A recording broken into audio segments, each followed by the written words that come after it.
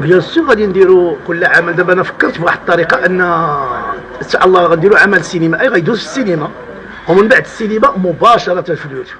علاش؟ لان اولا حتى من ناحيه مربح.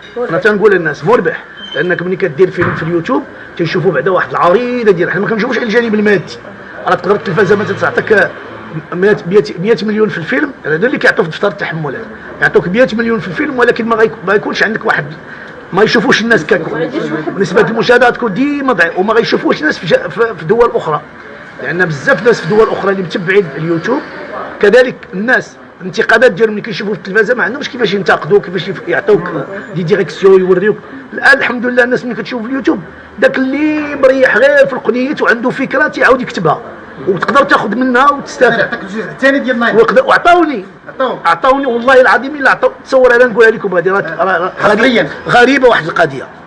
هذه القضيه ملي جبتها زوينه بزاف، انني كنت خارج كنتجول يعني غادي ما غادي للدار ولا غادي لشي بلاصه، المهم غادي ويوقفني واحد السيد دافع واحد الكروسه. دوك اللي كيجمعوا مساكن داك الشيء لا كيجمعوا داك الشيء تيعاود يديو يقلبوا فيه البيع وهذا، وغادي هو يحبسني قال لي السي سعيد وما بغيناكش تموت. قلت له انا ماشي انا اللي مت، راه الشخصيه اللي ماتت في الفيلم. قال لي وعرفتي اش غدير؟ دير بانهم عتقوك ورجعتي سيناريو وغادي يقلبوا عليك باش دير حاجه، وغادي بدا كيعطيني واحد الافكار زوينه. هذا انسان عادي جدا وكيقول لك واحد القضيه خذوا الحكمه من افواه البسطاء. ف هذا البث زوين اليوتيوب او هذا كيعطيك واحد لا بوسيبيليتي انك باش تناقش يعني راه بحال دابا كيما واقفين كيكون سؤال جواب. ملي كتقرا مثلا التعاليق كتلقى واحد كيحط لك شي سؤال كتجاوبوا عليه، يعني يوميا كاين تواصل ويوميا كاين وحتى ماديا. يعني الفيلم الا فات مثلا 10 المليون او 12 مليون تيبدا كيحاول يقدر يعطيك الخلاص اللي غتعطيك التلفازه، يعني تقدر توصل ل 20 مليون، لان اغلبيه كيشريو الفيلم كيشريو ب 20 100 15 مليون.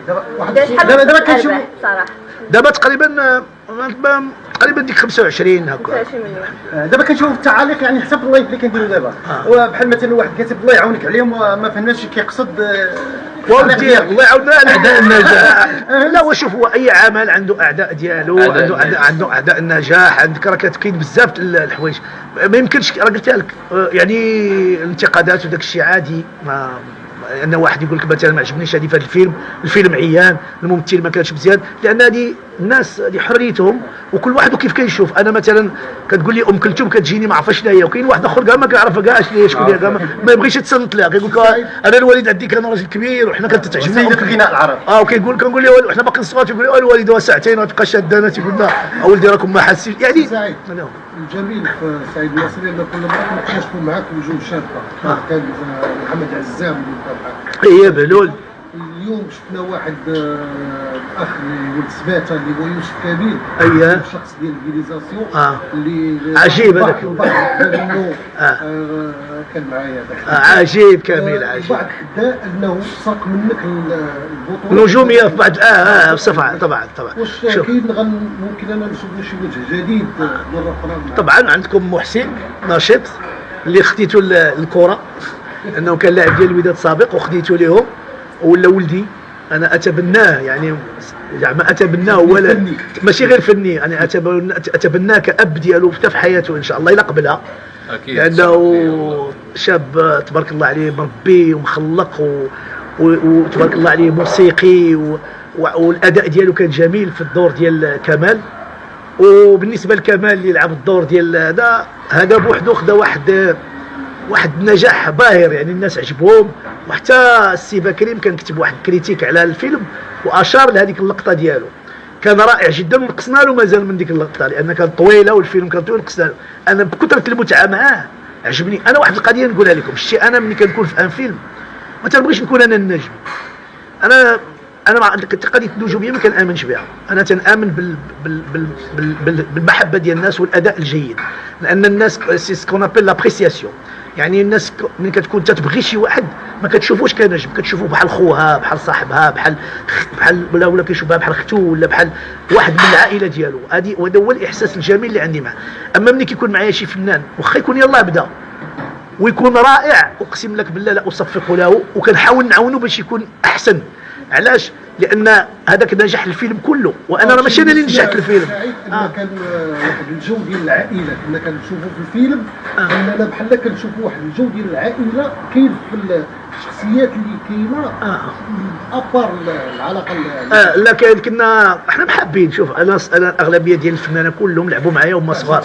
لا شوف انا نقدر نقول لك ان تقريبا 99% ديال الفنانه المتواجدين الان واللي هما نجوم تبارك الله عليهم وصلوا كلهم بداوا معايا، بداوا يعني في اطار الاعمال اللي قدمتها، لانني اكبر منهم بحكم السن، بحكم انني قبل منهم، وكتبقى علاقتي معاهم طيبه. ومني كنشوف شي واحد نجح تنفرح له. خديتي مثلا سميتها الادريسي اللي هي مجدولي الادريسي، فلحد الان بحال اختي الصغيره، بحال بنتي، بحال يعني كتسول وتعيط وتشوفني يعني بحال كتشوف باها ولا خوها. عزيز داداس خذ الان هو محسن تبارك الله غادي مازال في المستقبل عندك الدور فيا ملي تكبر. كاين نعطيك سميتها رفيق بوبكر. رفيق بوبكر يعني ما عمري تعاملت معاه، كان هذا هو اول عمل معاه وكنت مرتاح معاه، يعني غزال تبارك الله عليه. وشتي الاباء اش كيديروا تيربيو وما يخليوش الهضره الخايبه تخرج. لا هو شوف الممثل ماشي هو اللي تيخرج، الممثل تيأدي الدور ديالو. تقدر مثلا كيعطيوه في النص واحد كيبقى له اختيار، هو المخرج لا بزز عليه المخرج ما عنده ما يدير، يا اما يخلي داك الدور يمشي بحاله ولا يأديه. الحبكه الدراميه والمخرج انا كنحترم النظريه ديالهم، كل واحد عنده النظره ديالو، عنده رؤيه ديالو. فانا الرؤيه ديالي هي هذه، انا سميوني رجعي ما كنفهمش قديم، ولكن انا كنبغي نجمع العائله، كنبغي العائله تتفرج مع وليداتها، لان هذا هو الهدف. انا الهدف ديالي هو امتع العائله بكل، بحال عارض عليهم لداري ولا بحال، فما نبغيهمش يجيو لداري مثلا ويسمعوا شي حاجه اللي تتخدش الحياء ديالهم او لا تفرق الاب، لاننا كنبقاو دائما مغاربه وتنبغيو بعضياتنا وكنحشموا من بعضياتنا. كاين اللي باقي ما تيقدش حتى الكارو قدام ولادو، كاين اللي ما كاين اللي كيبغي كمي تيخرج، وكاين اللي مخبي الكارو على باه، يعني هذا هي التدخين. باقي نخافوا من بعض الحوايج الا تقالات شي كلمه تفهمات غلط، لان بعض الخطات تقولوا الدارجه ديالنا شويه فيها شي حويجات ماشي هما هذوك، ولكن تتقال بعض الكلمات كتلقى كلشي كيتزعزع. بعض الخطات غير التليفون مني ولا البارابول واحد الوقت ولا درتها في سكيتشات، الوالد كتلقى جالس هو اللي شاد التليكومون حاضي مع كل شيء كيطاب تبان شي حاجه ماشي هذاك ولا كيقلب الهضره. راه المشكل عندنا حتى في اختلاف اللهجات على صعيد المناطق، مثلا في المنطقه عندنا احنا ماشي اللهجات، اختلاف لا اختلاف الكلمات اللي كتقرب السلب معقول. يعني حتى حنا دابا الحمد لله كاينه شي كلمه اللي كتلقاها عيب عند المراكشيين ولكن عاديه عند الشماليين، وكاين العكس، كتكون شي كلمه اللي هي كلمه عاديه كتلقاها هي عيب عندهم. مثلا في الصحراء الناس ديال سميتو في الحساني كاين كلمات جميله جدا، فملي كتدخل لهم شي كلمه من الدارجه ديالنا كتجيهم كتكون عيب عندهم هما. يعني الواحد خصو يرد البال ديالو. الدارجه المغربيه راه ممكن تكون دارجه اللي هي زوينه ونقيه واللي تخدم من الشمال الى الجنوب، ودوك المفردات اللي غادي يكون فيهم شكرا تعرفهم نحيدوهم ما نديرهمش. بعد خطر حتى بعض الجمل كتكون جمله عاديه ولكن المعنى ديالها يشير الى اشياء اخرى، فكان خصنا نحيدو. علاش؟ باش تبقى العائله مجموعه، الوليدات الصغار يبقوا يبقى داك الحياه وديك الحشمه. هذه هي الهويه المغربيه. الهويه المغربيه كاينه في هذه الحياه وفي هذه الحشمه، يعني كاينه في نوصل الخبز للفران الجارني، كاينه نحضي النشير ديال هذا، نعاون المراه الكبيره، نعاون الواحد اللي باقي صغير، نقطع المراه الشالطي، نقطع الراجل الكبير الشالطي، نقطع الاعمى او البصير نقطعوا الشالطي، نعاون داك المسكين اللي عنده ذوي الحاجه الخاصه نعاونهم. هذا هو التضامن ديال المغاربه، والحمد لله كاين هذا الشيء وحنا فرحانين بهذا الشيء. تفضل السي سعيد. اسمها قطعتكم على ذكر الممثله إلهام بوعزيز، يعني سمعنا مؤخرا انه يعني خدات واحد الدار بالفضل ديالك وفضل ديال مجموعه من بفضل الله بعد خدات بعد الدار بعد تدويرتها بفضل الله والناس اللي ساهموا داك الشيء الله يجازيهم بخير. والان هي الحال الان هي بدارها، وكل ما غادي تطلب راه يدير ديكلاراسيون ديالك، هي الان باغا تشتغل، فهذوك اللي غيبدا يصيفط ليها ولا هذا هي ما محتاجات لهذا الشيء. وكنقول لكم الان انا كانت الهدف ديالنا هو ان حيت خرجت غير عفويه من عندي انا، قلت بان ما عندها انا كيبقى فيا الفنان ما يكون عنده سكن، لان السكن هو الذي يصد الكرامه ديال الفنان.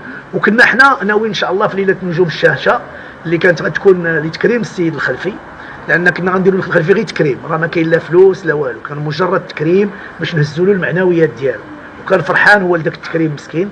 ولكن اللي كانت في حقيقه غادا تاخذ الشقه هي الهام عزيز وما قلناش لها، كنا احنا ما تنقولوش. دوك الناس اللي كياخذوا الشقه ما تنقولوا لهم والو، ويمكن لكم تسولوا. كيجي تيحضر الحفله بحالو بحال خوتو الفنانه، عادي جدا. هذه هي اللي تلوجوا بالشاشه، تيجلسوا مع بعضياتهم تنضحكوا معاه، لان الا قلتيها ليه والناس عارفين تيولي مسكين جاني جالس هو حس بحال الا شي واحد غيصدق عليه. وثانيا هي راه ماشي صدقه، وانما حنا كنبيعوا الاشهار، كنبيعوا يعني ليماج ديالنا. انت باش تجي تجلس مع فنان راه خصك تخلص هذيك الجلسه. انسان عادي باش تجلس مع رجل اعلام مهم خاصك تخلص ديك الجلسه، لان راك شفتوا دابا ما كاين بعض المحلات تيحلوهم فنانه، يعني كيعطيو فلوس كثيره وكيجي وكيدخل هو اللي كيحل ذاك المحل. علاش؟ لانه وجهه. فهذه هي الفكره اللي كنشوف. فهذيك الشقه اللي كتعطى للفنان ما كنعطيهاش انا، تعطيوها الفنانه والاخوان ديالو بالحضور ديالو.